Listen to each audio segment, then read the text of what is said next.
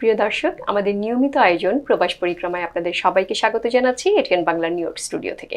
সাথে আছি আমি সঞ্জিদা হিয়া। দর্শক, আজ আমরা কথা বলবো রিয়েল এস্টেট মার্কেট নিয়ে। সেজন্য আজ আমাদের স্টুডিওতে রয়েছেন, অতিথি হিসেবে রয়েছেন Jalalabad association of America incur president এবং mega Holmes রিয়েলটির CEO Moinul Islam. আপনাকে স্বাগত আমাদের স্টুডিওতে।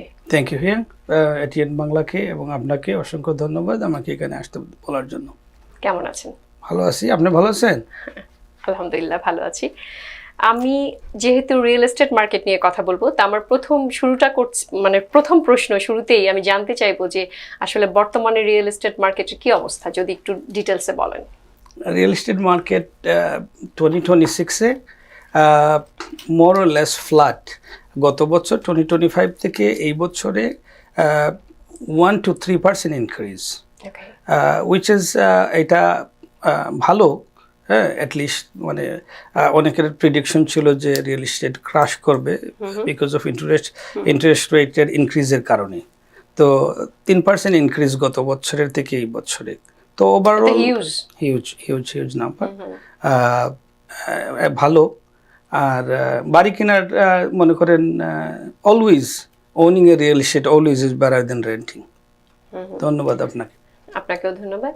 আর এই যে আমি আরেকটু জানতে চাইবো যে ট্রাম্প প্রশাসন তো অনেক নিয়মাবলী, অনেক কিছু চেঞ্জ করেছে এবং এত সব নিয়ম কানুন সে নতুন করে অ্যাপ্লাই করেছে। তো সেই জায়গা থেকে আমি একটু জানতে চাই, সেক্ষেত্রে কি আপনাদের এই রিয়েল এস্টেট বিজনেসে কোনো প্রভাব পড়েছে কিনা? Thank you.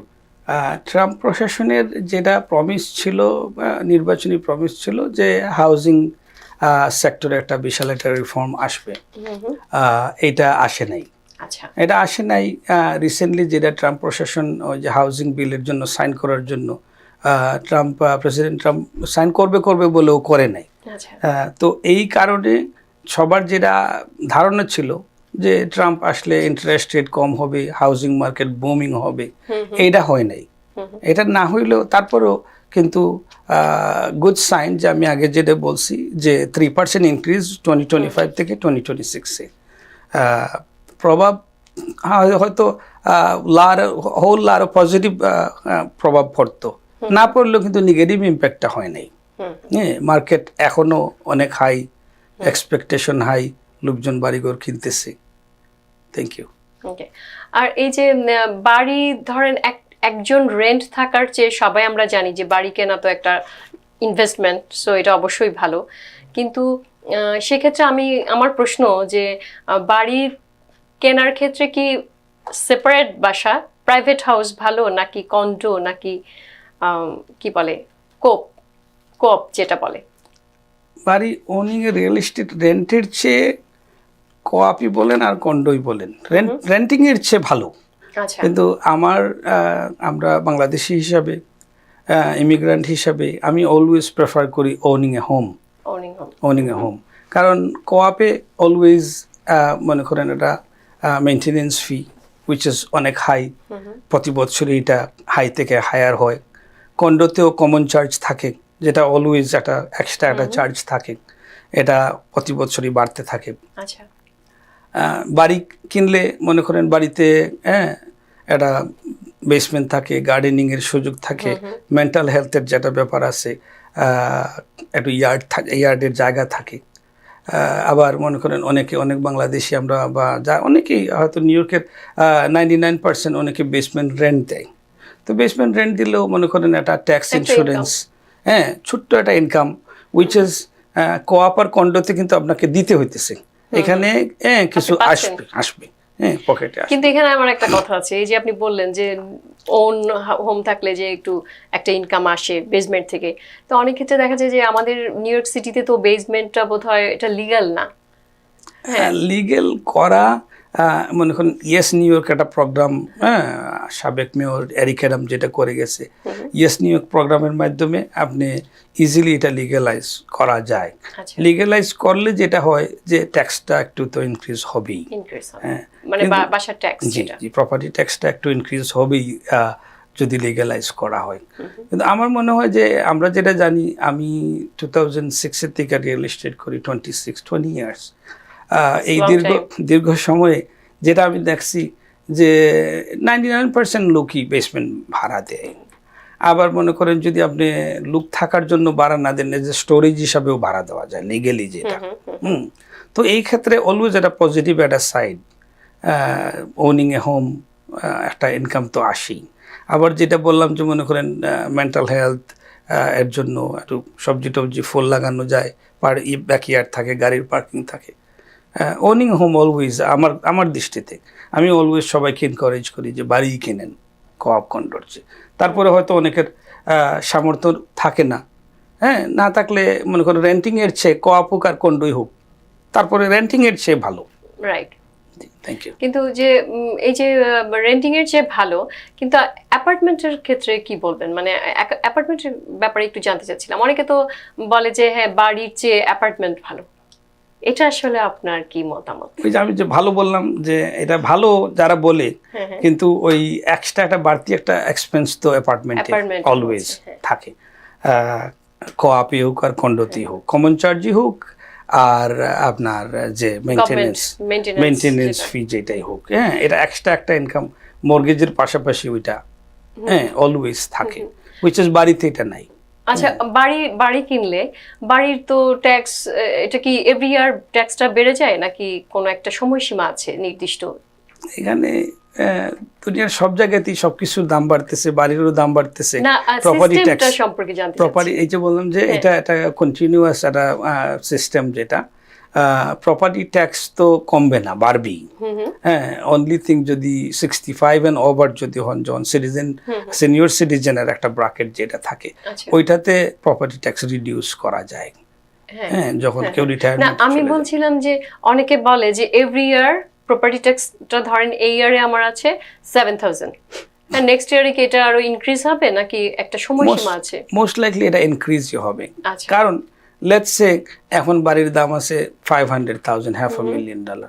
নেক্সট ইয়ারে এটা যেহেতু প্রপার্টির দাম বাড়তেছে, অ্যাসেসমেন্টের যে একটা ব্যাপার আছে, অ্যাসেসমেন্টে এটা 650,000 হয়ে গেল, তখন প্রপার্টির ভ্যালুর উপরেই কিন্তু ট্যাক্সটা। আচ্ছা, আমি এইটাই জানতে চাচ্ছিলাম যে প্রপার্টির ভ্যালুটা যখন ইনক্রিজ হবে তখন অবভিয়াসলি এটার ট্যাক্সটা বেড়ে যাবে, রাইট? এইটাই হচ্ছে। আচ্ছা, আর ধন্যবাদ আপনাকে। তো একটা বাসা কিনতে গেলে আসলে দেখা যায় কি যে প্রথম যে প্রিপারেশন, যারা আমাদের সবারই একটা ড্রিম থাকে যে আমেরিকাতে একটা বাড়ি, একটা গাড়ি, এটা তো কমন, সবারই একটা ড্রিম থাকে। তো একটা বাড়ি কিনতে গেলে যারা ফার্স্ট বায়ার, যারা কিনতে চাচ্ছে কিন্তু সাহস করতে পারছে না, কারণ তারা তো অনেক নিয়ম নীতি জানে না বা শুনে হয়তো কিনছে, কিন্তু সেটার জন্য আমরা জানি যে প্রথমে একটা প্রি অ্যাপ্রুভালের দরকার হয়, রাইট? তো প্রি অ্যাপ্রুভালের মাধ্যমে কেউ যদি এগোতে চায় এবং সে বাড়িটা কিনবে, এখন তাকে প্রথমে আসলে কি করতে হবে? যদি এমন হয়, ধরেন অনেক জায়গায় আছে যে ওপেন হাউস হচ্ছে, তো আমরা ওপেন হাউসে গেলাম, বাড়ি পছন্দ হলো, আমার কোনো এজেন্ট নাই, সো সেই ক্ষেত্রে কি করা উচিত? এখন ফার্স্ট স্টেপ যেটা, যে প্রি অ্যাপ্রুভালটা বা প্রি কোয়ালিফিকেশন যেটা বলেন, আপনি জেনে খুশি হবেন যে আমাদের বাঙালিদের মধ্যে অনেক মর্গেজ ব্রোকার এখন আছে, অনেক promising, highly talented, highly qualified real এস্টেটের এজেন্টও আছে আমাদের কমিউনিটিতে, আমাদের নিজেদের যারা।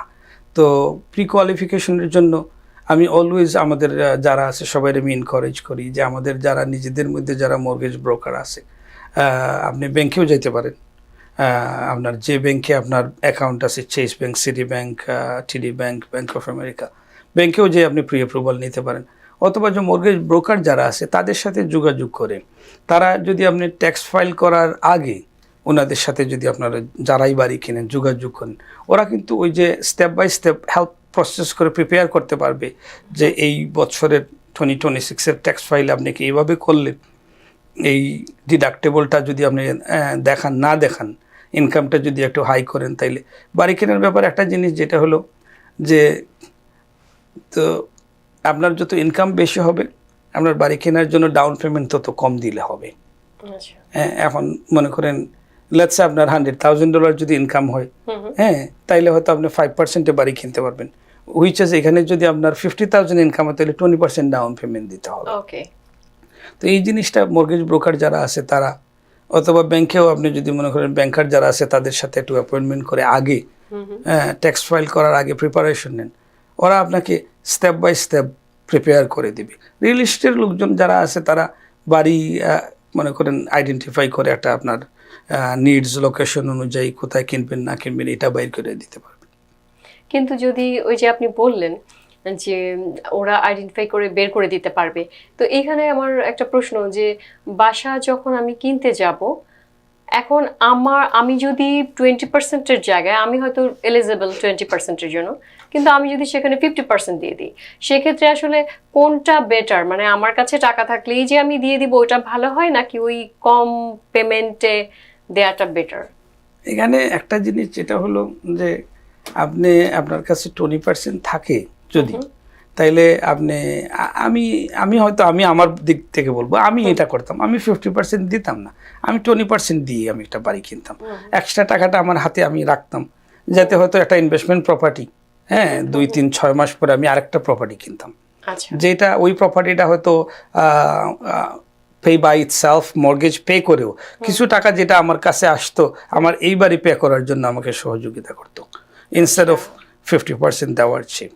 কিন্তু যদি আপনি কিন্তু এটা নয় কি যে আমি যত বেশি ডাউন পেমেন্ট দিব, আমার সেক্ষেত্রে আরেকটা সুবিধা হচ্ছে যে আমার মর্গেজটা কমে যাচ্ছে মান্থলি। মর্গেজ যে অ্যামাউন্টটা কমতেছে, এখানে এদেশে আসার পরে মনে করেন হাজবেন্ড ওয়াইফ 2টা বাচ্চা আছে, এক সময় বাচ্চারা বড় হবে, তাদের বাড়িঘরের দরকার, হাজবেন্ড ওয়াইফ এখানে যেটা হইতেছে আমাদের কমিউনিটি বা সব কমিউনিটিতে এটা আমেরিকান স্টাইল, বাচ্চারা বড় হওয়ার পরে বাবা মার সাথে থাকতে চায় না, ওরা আলাদা আলাদা চলে যেতে চায়। তো এই সেন্সে ওই যে বললাম যে আপনার কন্টিনিউয়াসলি একটা ইনকামেরও যে বাড়তি যে 30% আপনার হাতে আসে, নেক্সট 20% দিয়ে যদি আপনি আরেকটা বাড়ি কিনে আরও 10% আপনার হাতে থাকতেছে, কিন্তু ওইটার একটা কন্টিনিউয়াস একটা ইনকাম প্রতি মাসে, ওই বাড়ি পে করার মর্গেজ পে করার পরেও একটা টাকা একটা সাইড ইনকাম কিন্তু আপনার হাতে আসতেছে, যেটার পেমেন্ট আপনি এখানে একটা কেনার পরে যে পেমেন্ট আসবে, হ্যাঁ এই পেমেন্টের যে রিডিউস হবে এর চেয়েও এক্সট্রা টাকা আপনার কাছে আসতেছে। প্লাস আরেকটা জিনিস যেটা হলো যে সেকেন্ড হোম যেটা আছে এটার কিন্তু ভ্যালুও বাড়তেছে। 2টা জিনিস হইতেছে এখানে, যে 2টা বাড়িতেই আপনি প্রতি মাসে যে মর্গেজ দিতেছেন প্রিন্সিপাল থেকে ব্যালেন্সটা রিডিউস হইতেছে, প্লাস প্রতি বছরই প্রপার্টির ভ্যালুটা বাড়তেছে। রাইট। তো এই ক্ষেত্রে আমি হইলে যেটা করতাম, আমার টাকাটা আমি মাল্টিপ্লাই করতাম, একটা বাড়িতে আমি না দিই, হ্যাঁ আমি হয়তো দুইটা বাড়িতে, এখানে আমি নাম বলবো না, আমাদের কমিউনিটির একজন আছে যে অনেকগুলা প্রপার্টি আছে, উনি একটা প্রপার্টি নিয়ে ওই প্রপার্টির থেকে টাকা উঠে আরেকটা প্রপার্টি কিনছে, তারপরে 2টা থেকে টাকা উঠে 3 নম্বর প্রপার্টি কিনছে। এভাবেই উনি বিশাল একটা রিয়েল এস্টেটের এম্পায়ার খাড়া করছে, যেটা যে এদেশে লেটস সে ডোনাল্ড ট্রাম্প, তার বাপ তাকে $5 মিলিয়ন দিচ্ছিল, হি ইজ এ বিলিয়নিয়ার নাও। সে কি তার নিজের ওই টাকা দিয়ে করছে? 5 মিলিয়ন তো হ্যাঁ ওইটারে এসে মাল্টিপ্লাই অনেক দূরে আগে এনেছে, ব্যাংকের টাকা দিয়ে কিন্তু ব্যবসাটা এখানে করছে। কিন্তু ধরেন যদি আমি একটা বাড়ি কিনলাম, আমি কেনার পর আমি ঠিক আছে এখানে আমি অলমোস্ট অনেক পেমেন্ট দিয়ে ফেললাম, 50% দিয়ে দিলাম, জাস্ট লেটস এক্সাম্পল, কিন্তু আমি যদি পরবর্তীতে সেকেন্ড ইনভেস্টমেন্ট ক্যাটাগরি একটা বাড়ি কিনতে চাই আমার ইনভেস্টমেন্টের জন্য, যেখান থেকে আমার প্রফিট আসবে, যেটা দিয়ে আমি করতে পারবো, মিনিমাইজ করতে পারবো আমার মর্গেজ বা এভরিথিং, তো তখন সেই ক্ষেত্রে কি আমি কি এই বাসা, আমার কাছে টাকা নাই কিন্তু আমি কি বাসাটা রিফাইন্যান্স করে সেই টাকা দিয়ে করতে পারি? সেই প্রসেসটা যদি অবশ্যই এটাও আপনি করতে পারেন, হিলক বলে বা ক্যাশ আউট বলে, রিফাইন্যান্স বলে যেটা আছে, এটাও আপনি করতে পারবেন।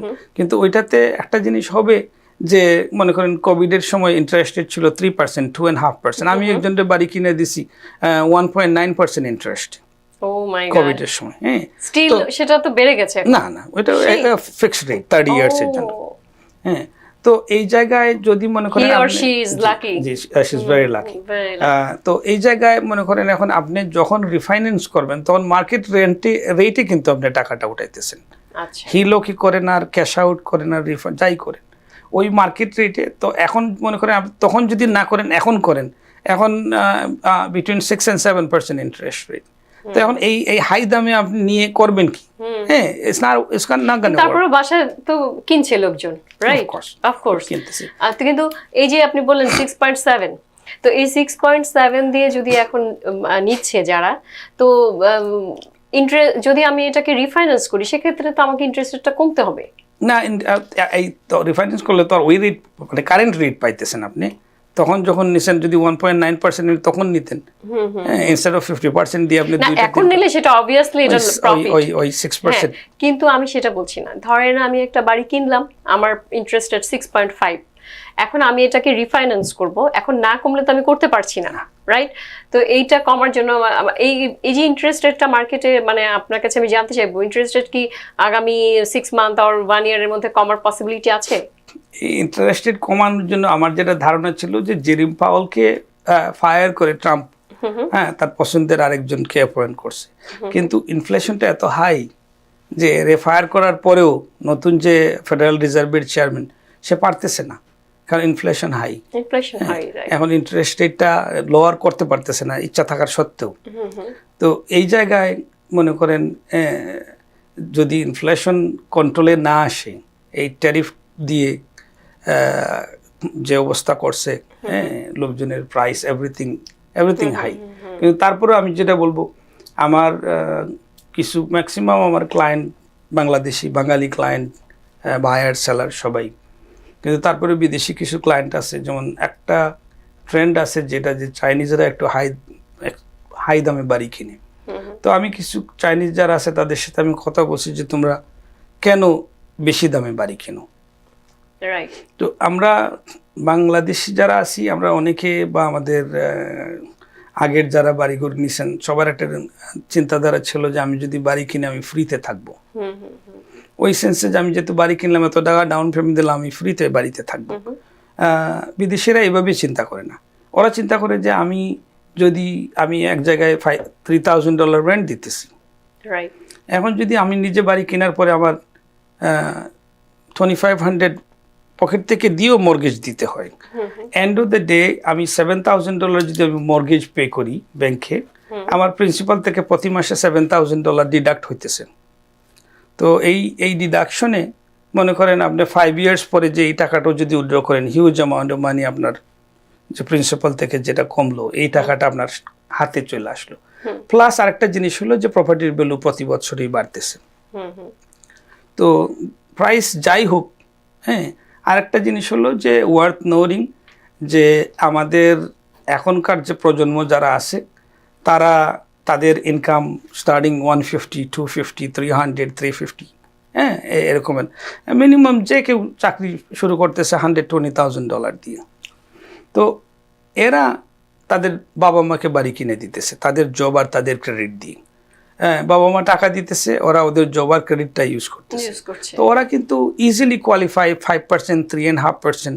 কোনো ক্ষেত্রে মনে করেন যারা ভেটারান আছে বা আপনার ফেডারেলে জব করে, তারা ক্লোজিং কস্টটাও কিন্তু ইনক্লুড করে বাড়ি মর্গেজ নিতে পারতেছে। ওরা বিভিন্ন ধরনের যে মনে করেন ইউনিয়ন, টিচার্স ইউনিয়ন আছে, এগুলা, হ্যাঁ, তারা লোন দিতেছে ভেটারানদের জন্য। অনেক সময় আছে 0 ডাউন পেমেন্ট, 0 ক্লোজিং কস্টেও বাড়ি দিতেছে। তো এই সুযোগ সুবিধাগুলো কাজে লাগিয়ে মনে করেন অনেকেই বাড়ি কিনতেছে। আবার যারা চিন্তা করতেছেন, আমি সবাইকে বলবো যে বাড়ি কিনেন, রেন্ট দেওয়ার চেয়ে বাড়ি কিনেন। বাড়ি কিনলে যে ওই মর্গেজের যে টাকাটা যেটা আছে, আমার দৃষ্টিতে মর্গেজ দেওয়াটা মনে করেন you keeping money in your savings account, putting money every month in your savings account. আর রেন্টটা দেওয়া simply you put your money in a toilet and you flush it and it goes down to the drain. Nice. That's the way I put it on. Really. তো আমি সবাইরে encourage করব যে মনে করেন আমাদের কমিউনিটির যে ব্যবসা আছে, নিজেদের রিয়েল এস্টেটের লোকের ইনভলভ করেন, তাদের সাহায্য সহযোগিতা নেন। ব্যাংকার যারা আছে তাদের কাছ থেকে, not only mortgage broker, Chase ব্যাংকে আমাদের পরিচিত লোক আছে, সিডি ব্যাংকে আমাদের এখানে জ্যাকসনের ব্রাঞ্চে আমাদের বাঙালি আছেন, ওনাদের সহযোগিতা নেন। আর বাড়ি কেনার জন্য যদি এজেন্ট নিয়োগ করা হয় সেক্ষেত্রে আসলে একটা পার্সেন্টেজ থাকে এজেন্টদের জন্য, রাইট? সেটা সেলার থেকে বা বায়ার বোথ। ধন্যবাদ এই প্রশ্নের জন্য। এটা নতুন যে একটা ল হওয়ার কারণে এখন বায়ারকে বায়ারের এজেন্টের জন্য টাকা দিতে হয়, নতুন লর কারণে। তো এটা একটা এটা অনেকে হয়তো ভীত সন্ত্রস্ত যে আমি টাকাটা দিতে হইতেছে আমার পকেট থেকে। অলওয়েজ সেলার এটা পে করতো, এখন আমাকে পে করতে হইতেছে। আমি যদি এখন লেটসে আপনি আমাকে হায়ার করেন এজেন্ট হিসাবে, আপনি আমাকে এই টাকাটা দিতে হইতেছে। তো এটা একটা ট্র্যাডিশনাল ওয়েতে চিন্তা করা। আমি যেটা চিন্তা করি, আমি always I always look at on the other side of the coin. আপনি যারাই বাড়ি কিনেন, বাড়ির ক্লোজিং টেবিলে বাড়িওয়ালা কোনো টাকা নিয়ে আসে না, বাড়ি যে কিনে সেই কিন্তু সব টাকা নিয়ে যায়। তো এখানে আপনি যদি ভালো দক্ষ এজেন্ট হায়ার করেন, সে আপনার প্রাইসটা নেগোশিয়েট করে দেবে, আপনাকে ভালো একটা প্রাইস নিয়ে দেবে। যে এখন একটা প্রপার্টি আপনি $750,000 দিয়ে কিনবেন, সে যদি এটা আপনারে $25,000 করে দেয়, সেম বাড়ি আপনি 750-তে কিনতেন। এখানে যদি 2% কমিশন ধরেন, হয়তো $15,000-16,000 কমিশন আসে, ইউ স্টিল সেভ মানি। সে আপনাকে 25,000 কমে ডিলটা করে দিতে পারতেছে। আপনি যখন একটা ওপেন হাউসে গিয়ে ডাইরেক্ট যখন একটা লোকের ওই লিস্টিং এজেন্টের সাথে আপনি ডিলটা যখন করবেন, সে কিন্তু ওই he or she is hired by the seller, home owner hire করছে, সে কখনোই আপনার ইন্টারেস্ট দেখবে না, because he or she is getting paid by the seller. ওই সেলার যেহেতু তাকে পে করবে, সে অলওয়েজ চেষ্টা করবে আপনাকে এইটা ওইটা বলে প্রাইসটা বাড়ায় দিয়ে যত বেশি নিয়ে আসতে পারে।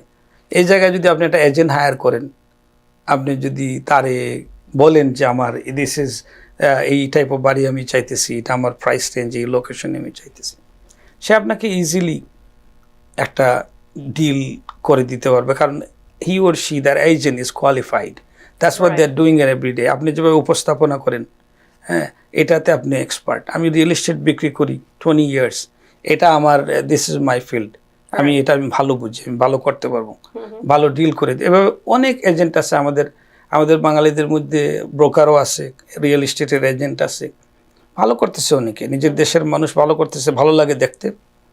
আর এরা অলওয়েজ হোম বায়ার যারা আছে তাদের পক্ষেই কাজ করবে, হ্যাঁ, কারণ একটা ডিল করে দেওয়ার পরে এরা ফ্যামিলি, ফ্রেন্ডস, আরো অনেকগুলো বায়ার সেলার চলে আসবে তাদের জন্য।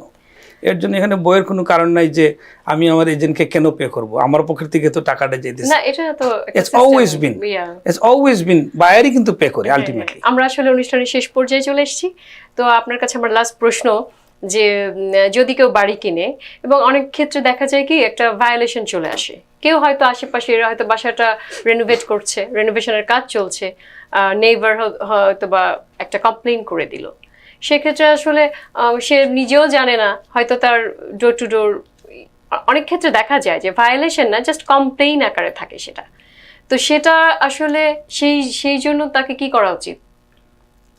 এটা কি রিমুভ করার জন্য? এটা যদি বাড়ি কেনার আগের ভায়োলেশন হয়ে থাকে, না সেটা ডিফারেন্ট। আমি বলেছি যে কেনার পর যদি রেনোভেশন করতে আশেপাশ থেকে কেউ একটা কমপ্লেইন করে দিল, নট ভায়োলেশন। বাড়ি কেনার পরে যেটা ভায়োলেশন আসবে, অবশ্যই এটা বায়ার যারা নতুন হোম ওনার যারা, তাদের রেসপন্সিবিলিটি। এখানে না অনেক ক্ষেত্রে বলছে যে এটা ভায়োলেশন না, জাস্ট কমপ্লেইন হিসেবে। কমপ্লেইনটা নিউ ইয়র্ক সিটিতে কমপ্লেইন, একটা লোক কমপ্লেইন দেওয়ার পরে 40 ডেজের ভিতরে বিল্ডিং ডিপার্টমেন্ট লোক 2 বার আসে। আচ্ছা, ওরা কখনোই ফোর্সফুল এন্ট্রি নেয় না। হ্যাঁ, আপনাকে আসবে, লেটস সে আপনি বাড়ির মালিক, এখন সে আইসা বললো যে আমরা কমপ্লেন পাইছি এখানে, আপনি সিম্পলি বলবেন I am not the home owner, I can not allow you no access. এরা ফোর্স করবে না, এটা কাগজ লাগিয়ে চলে যাবে, হ্যাঁ, কল ফর ইন্সপেকশন। এটা যদি আপনি ইগনোর করেন, আবার আরো একবার আসবে, 2 বার যদি আপনি ইগনোর করেন, অটোমেটিকলি এটা ক্লোজ হয়ে যায়, অ্যাজ লং এজ ওরা ভেতরে ঢুকতে না পারে। তো এটা ইজিলি অ্যাভয়েড করা যায়। যেমন নাসাউ সাফোকে আপনার এরা ভেতরে না ঢুকলেও তারা ভায়োলেশনটা দিয়ে দেয়। কুইন্সে কিন্তু Queens, Bronx, Brooklyn, Queens, Bronx, Brooklyn এখানে ডিফারেন্ট, এটা অ্যাভয়েড করা যায়। অনেক ধন্যবাদ আপনাকে আপনার মূল্যবান সময় আমাদেরকে দেওয়ার জন্য এবং আমাদের স্টুডিওতে আসার জন্য। আপনাকে অনেক অনেক ধন্যবাদ, এটিএন নিউজকে অনেক অনেক ধন্যবাদ আমাকে এখানে আসার জন্য, কথা বলতে সুযোগ দেওয়ার জন্য। আপনারা ভালো থাকবেন, শুভরাত্রি। প্রিয় দর্শক, আজ এই পর্যন্তই। আবারও দেখা হবে নতুন কোনো অতিথিকে সঙ্গে নিয়ে। সে অবধি আপনারা ভালো থাকুন, সুস্থ থাকুন।